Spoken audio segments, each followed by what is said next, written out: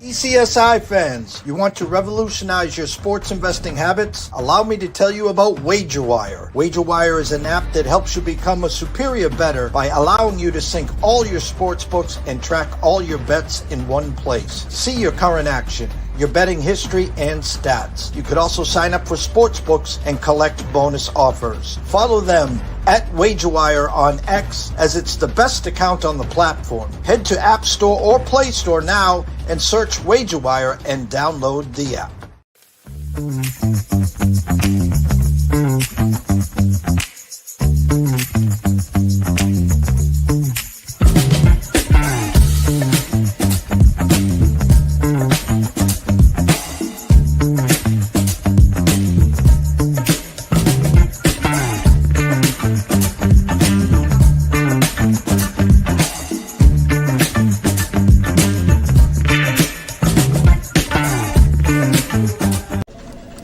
Jared, hey, we're gonna need you to tone it down with the Summer Friday thing, okay?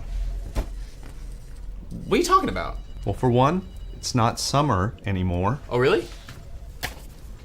Coconut. Also, who is this? I'm the caddy. Oh, he's my intern? Sorry, intern. I'm his intern. Yeah, he's doing a great job. No golfing in the office, okay? Summer Fridays are over. You can keep the Hawaiian shirt, but the rest of this stuff, all right? Are you grilling? Oh, yeah. Did you want a burger or a hot dog? No, grilling in the office. It's a good point. We should take this outside. No, that don't. You put that right back down. Yo, it's all in the hips. Oh, dude, come on, we gotta go. Let's go.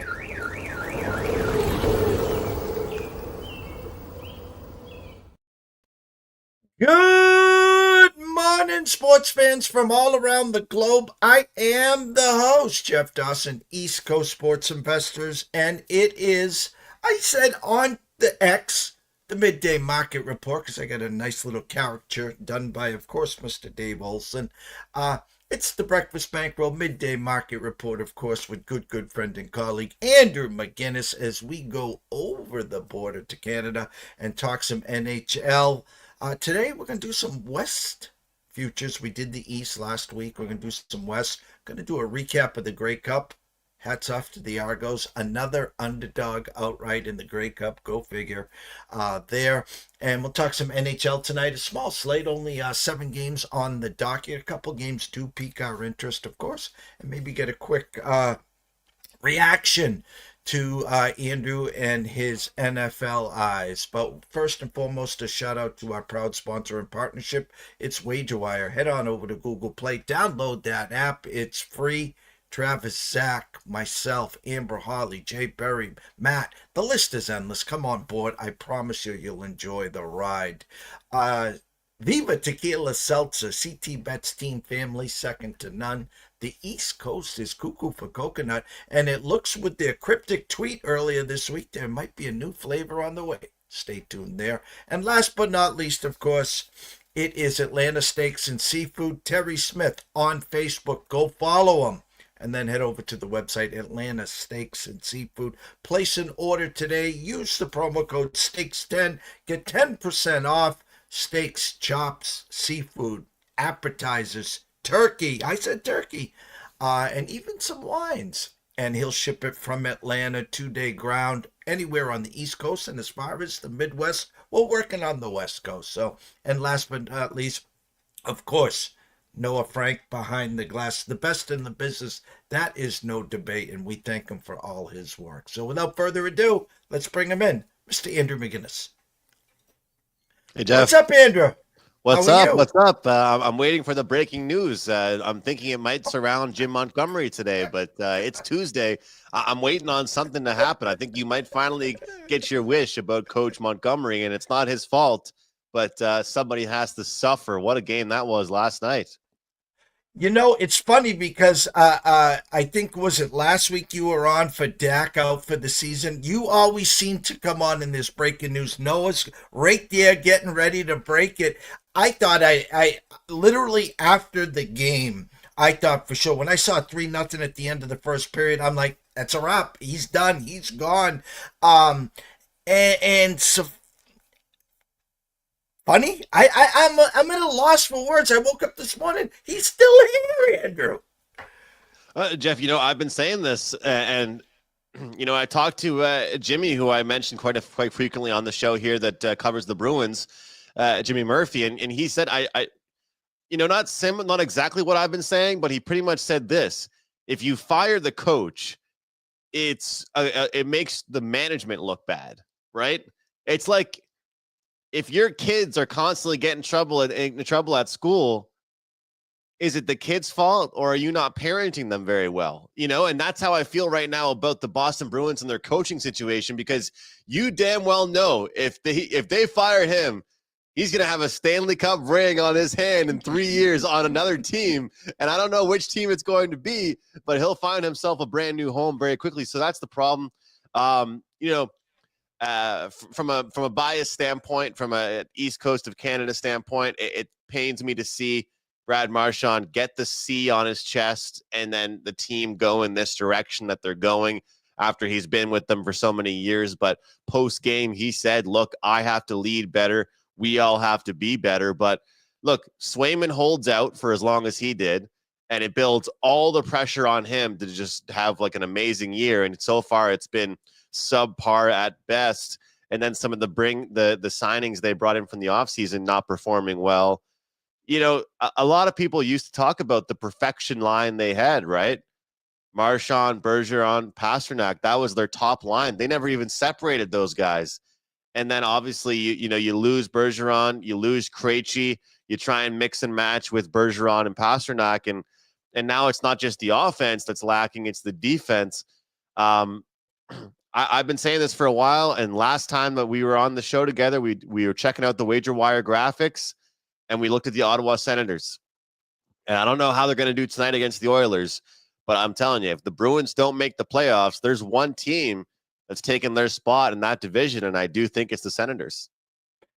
And you talked about this last week. We have talked about this at length, the fact that they push Cassidy out the door. Vegas jumps on him like literally in seconds. He takes him to a Stanley Cup and wins. Monty will find another job, maybe not this year, but he will be hunted. And maybe at the second half of the season, as some of the teams start to falter, some of them start to fire a coach or two, then they move right in front with Monty. The locals are saying you can't just fire the coach. You got to make a big shakeup. Felger says this. You can't just fire him. You got to move one of your big names. You got to shake up this whole locker room. Swayman holds out all summer. He is one of the bottom 5 right now in goals against. His save percentage. They bring in, and you're the name guy. Can you tell me who they brought in so I don't butcher the name? Zadorov, the defenseman? No, the goalie. Oh, Corpusalo. Who is outshining him. They paid Swayman what he wanted. He got his 8.5 a year for 8 years. And it's not working. And Cam finally came out and says, well, we didn't have the greatest camps. You don't really work on special teams in camps. Oh, and by the way, they were holdouts. So he was, pinning it on him. And I love the way you preface this, because I've said for all along, Sweeney and Cam have always had a fallout. We go back to Tuukka Rask. There's always been a fallout. It's never these guys. Then they push Cassidy out. If they push Monty out, they're last man standing. The team doesn't make the playoffs. They're going to clean house, Andrew. And the thing is that they're a team right now. If you look at it, Jeff, they haven't stacked prospects. They haven't stacked draft picks. They haven't really built up I'm not going to sit here and say that I follow their AHL Providence Bruins team, but I know that this has been a team that's been about winning for the last handful of years, many years. I can't remember. You can probably tell me, Jeff. I can't remember in my lifetime. Honestly, I can't remember the last time the Bruins weren't a good team. And I know we're sitting here saying they're not a good team, but they're still, just right there. I mean, they're the 4th place in the division. But I mean, at this point, the thing is, there's not much to fall back on. And, you know, a lot of people won't say this because of the Stanley Cup comparisons and the playoff success comparison, but I'll say it. You know who they really remind me of right now? A team that has another guy from my part of East Coast of Canada that's getting older and the team's falling off, the Pittsburgh Penguins. That's who they remind me of. And you look at the Atlantic Division with the Senators, the Red Wings, the Sabres, my Montreal Canadiens, who shut out the Oilers last night. Watch out there. You know, right now there's a change of guard going on in the NHL. And, you know, I've been listening to so many different voices when I listen to these Montreal Canadian podcasts. I try not to listen to the same people. You know, I will listen to the same shows, but it's nice to get a new voice, Jeff. And some of these new voices I've been listening to talk about the rebuild, how long a rebuild takes, how a quality rebuild actually works. And if you look at some of these teams like Buffalo, like Ottawa, like Montreal, you know, they're kind of slowly starting to show what they're going to be. Not this year, maybe not next year, but the year after that. And then Boston and some of these teams are going to start taking those steps backwards. So it's going to really hit the city hard. Obviously, when it all hits them at once, when the Patriots are, you know, seeing win totals of 5.5 and the Bruins aren't making the playoffs, and you know, you've got the Celtics, you've got the Red Sox that are always in the mix, you know, having some competitive games. But that's going to be the biggest test to me with this team. And it's very similar to the Canadians, right? That's why they made that Prime Video documentary called The Rebuild, because the city is so historic hockey-wise, just like Boston. The franchise was a little bit worried and scared to go into a rebuild because they didn't want to upset the fans. And it turned out that right now, all the fans wanted was a rebuild. I'm not sure they're going to want that in Beantown.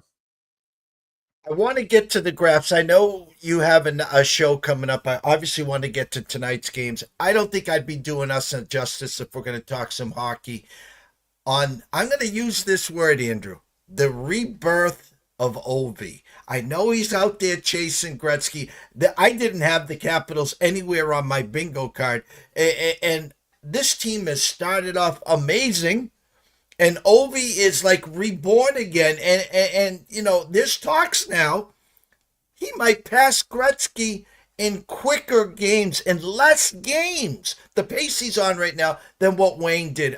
Shocked. I always say the juice. Where did this come from? It's the Dr. Pepper, the Diet Cokes. I don't know what he's drinking on the bench these days. It can't be just some Coca-Cola.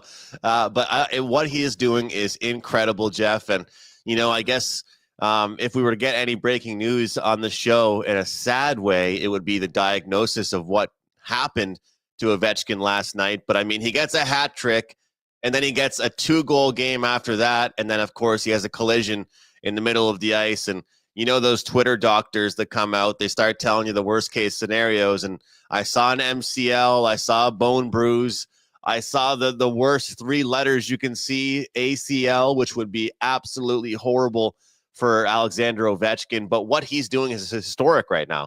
And it goes to show that, you know, people say Ovechkin in his office, right? And honestly, don't get me wrong when I say this, and I think people could take this wrong. It's a good example of working smart, not hard. It really is, because you don't need right now to play the style that he plays. He still back checks. Don't get me wrong. He'll still get in there on the forecheck. But when you watch him, if you have an isolated view of just watching him, he's not wasting energy. He goes to the right spots. He gets set up. He waits for the pass. He makes the right moves. He goes to the certain parts of the offensive zone. But he has an absolute cannon. So it's really incredible to see. I think they said a couple of days ago he was on pace for 64 goals or something crazy.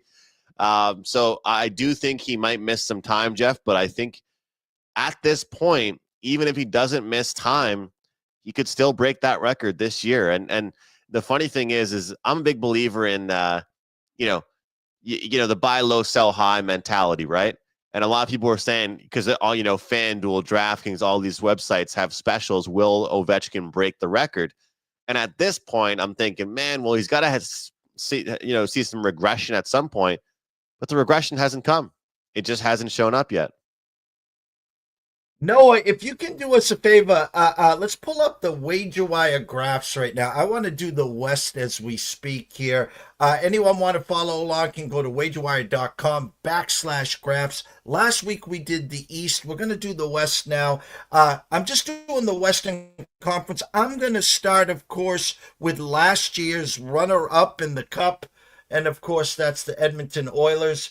And as I pull them up right now here, Andrew, as we speak, $100 better is being gifted currently plus 28 to the good side of this Oilers team, which last year really got jump started with a 13 game winning streak.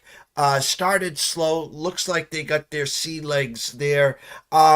Give me a few more teams out. Actually, I'll go to the Jets because they've been the talk of the West. And just to take a comparison look there, and we'll start there. The Jets are plus $33 on a $100 bet. Compare the two with the start, and both in the plus side as we're in the middle of November and about 6 weeks into the season. Jeff, the biggest thing I'll say about the Winnipeg Jets is that you look at this team and they've got Connor Hellebuck, who's won the Vezina Trophy for best goaltender a couple different times now. And, you know, they were a team that was known for winning low-scoring hockey games. If they weren't winning in low-scoring fashion, they weren't winning at all. But now, if you and I went through all the games they've won this season, we'd be kicking ourselves for not playing the team total anytime that team laced up the skates. I mean, 4, 5, 6, 7, this team is hitting those magic numbers like it's nobody's problem. The goal scoring has been the biggest difference for them. As far as Edmonton's concerned, you know, Cal Pickard has actually been pretty good. Stuart Skinner, he's been okay. You know, you've seen the goaltending be respectable. The defense has been respectable. They've actually been involved in some lower scoring games. The funny thing is, I'll say about these two teams right now is that they've kind of stolen each other's identities. One team is starting to play faster hockey, and one team is playing a little bit slower hockey. But, you know, I think you look at this Winnipeg team right now, and at this point, sure, they've reached their all-time high, but you look at the numbers for them to win the Stanley Cup, they're still not getting the respect they deserve. I truly believe there's still value on people to jump in to win the West or to win the Stanley Cup on this Winnipeg Jets team. The books don't believe in them, Jeff. They're just not showing them the love they deserve, in my opinion here. Yeah, and I moved the graph to October 3rd. As you can see, you had a buy low spot of Winnipeg there, October 3rd. If I remember, it was the start of the season. No one was respecting them at all. And again, you can now see the jump, of course, to those two teams there. A team that I said starting to get their sea legs, we always say is it time to buy low here. It'd be interesting to see where the graph is here with the Avs. They've been very successful for us on their team total. Here again, $100 investment is right now at $82. I always say this, is it a good time to buy low on the Avs, Andrew? There was a quote out of their management that said, and they were being completely truthful, we just wanted to make it above water after we got healthy. Get our players healthy and kind of just still be treading above water, and they did exactly that. They wanted to be able to survive without... I mean, if you gave me a picture of the top 6 players on their team in week 1 versus the top 6 players they have right now, it's second to none. The fact they were able to survive, Jeff, you know, with some of these players they had playing top 6 minutes, playing power play minutes, you know, it's a miracle in its own. And no offense to those players, but those guys aren't top 6 hockey players. And now you see where they are in the standings. You see they've made it. They've been able to survive. And now you get all your guys back. Valerny Chushkin's back. Jonathan Drouin's back. Arturi Lekkonen's back. Miles Wood is finally back. So I certainly believe it is. As you know, this was a team that I had at the start of the year. People kind of go after me because I'm a Nathan McKinnon fan, but I just think that there's great odds there. And people are talking about Dallas, and we're seeing the love for a team, again, like Edmonton and the Golden Knights even. I think that overall, you take a look at the Canucks even, they were hyped up coming into this season. I'm curious, Jeff, if you could pull up the Nashville Predators. I'd be curious what we could see. I know you and I both like Dallas, but I'm very curious what this is going to show us for the Predators. Another great buy low spot, and they were the sexy team, the public trendy dog. Right now in a buy low spot, you could see them in June. In June here, this was the talk here. Look at this. June, July, August, September. Season starts October 3rd. The crash, of course, and now an 89. So $100 investment right now, minus $11. Are you buying low on the Predators, or are you going to let the public keep biting and on that grizzle and fat? I think that you kind of you got to add them to your portfolio, whether or not it's win the West or whether it's not it's win the Stanley Cup. But when you look at kind of where they're putting them as far as Western Conference champions or even just overall, the odds are way worse than what they're representing how they are right now. Stamkos is getting going. Marchessault's getting going. I don't care who you are and how many years you've played in the NHL. If you played on one team your whole career, Jeff, you know how hard that could be to change teams, to change formations, to change tactics. The smile on his face, Stamkos, when he scored 2 goals the other day for the Predators, it looked like he was 19 years old again, because it is hard to change teams. So, look, I'm not telling everybody right now they're going to win the Stanley Cup, but I'm telling you, if there was a buy low team in the West, it's probably Nashville.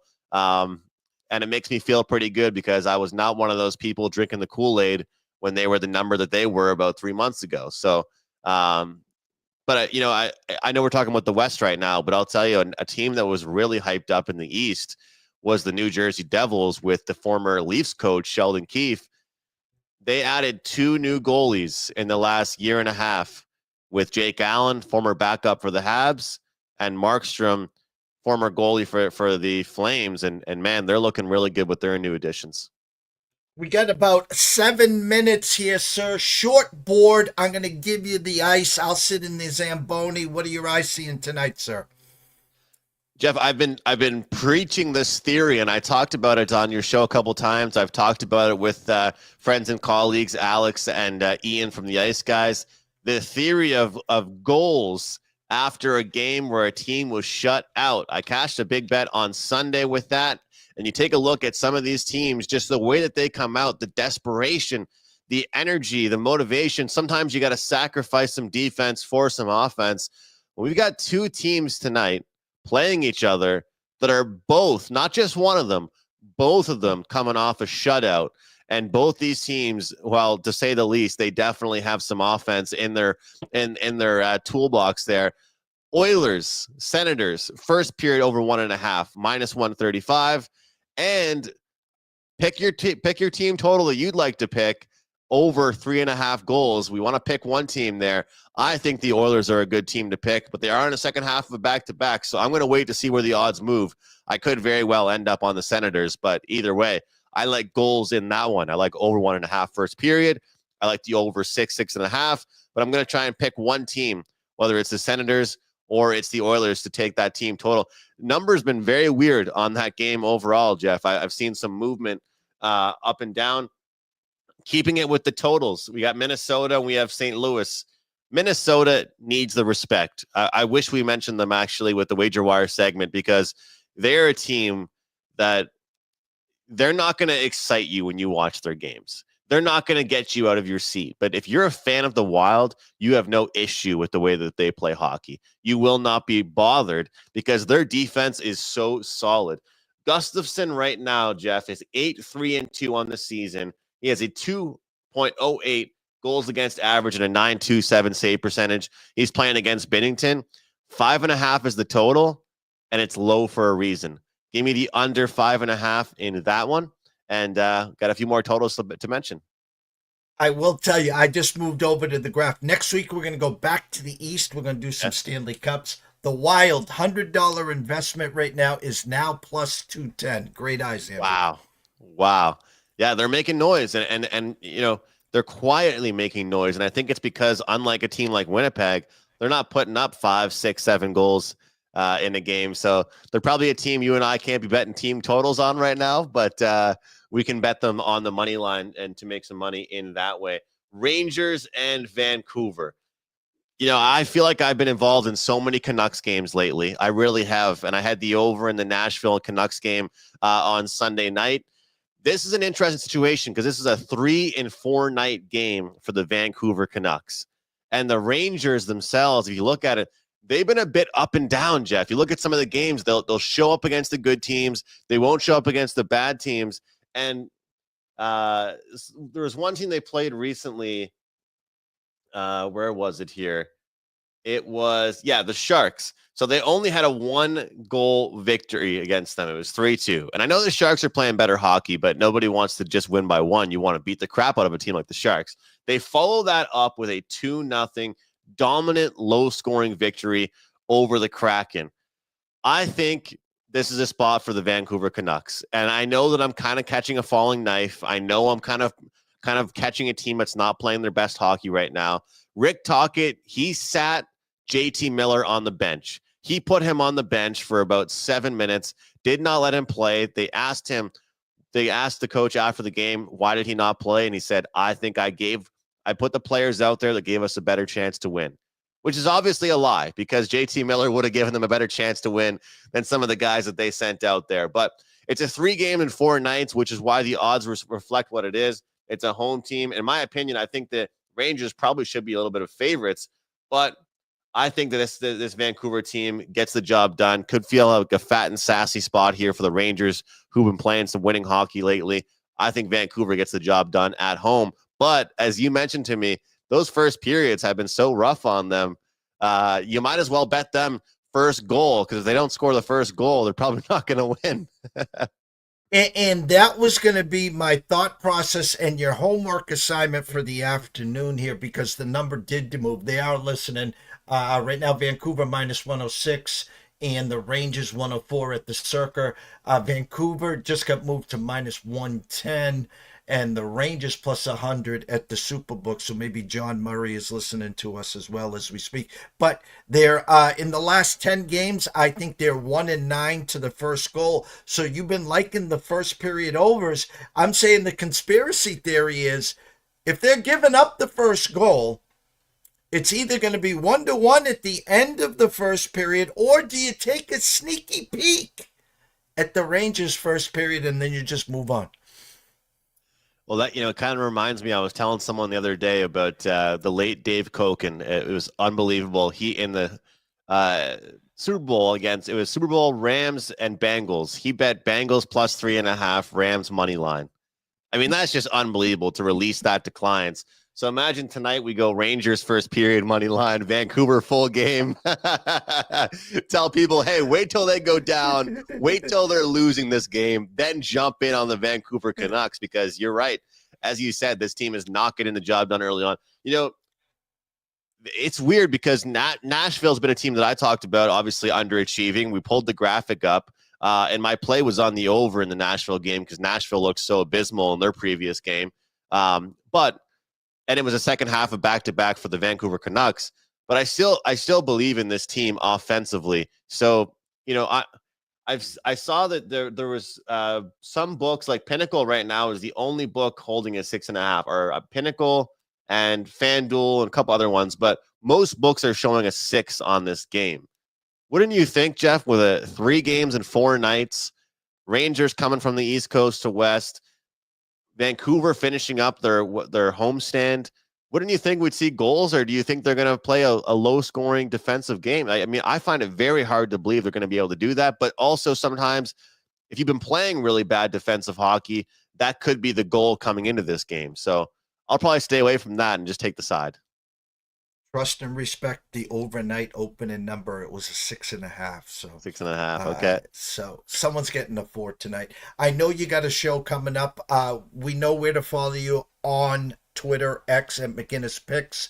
Talk about what you got for a promo this week at Wager Talk. Thank you as always, Jeff. Time goes by very, very fast. Look, as I always mention, Tuesday is $5 Tuesday at Wager Talk. We all get one play we get to put up for $5. But a great deal and promo I have for the show today, Week 6-9. Week 6-9 will get you 1 week of all sports, NBA, NFL, NHL especially, everything, $69. And, 5% best bet, which I'm 6-1 now in the NHL, goes for $35. So 2 5% plays will pay for this package in its own here. Week 6-9 for a week of all my sports. So you get that over at my page. And great seeing you as always, Jeff. Love these Tuesday segments.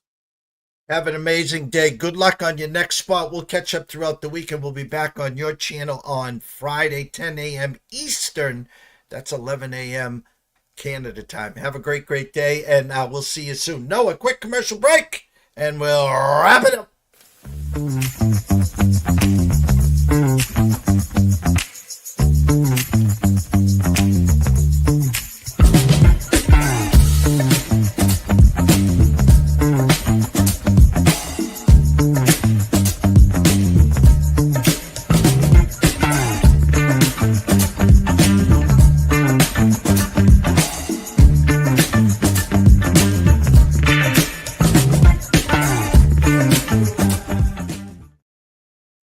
Man, I love my talks here with Andrew McInnis, and to all the locals. We were waiting for that breaking news for Jim Montgomery to be fired. He hasn't yet. I just went to the Wagerwire graphs again, wagerwire.com/graphs.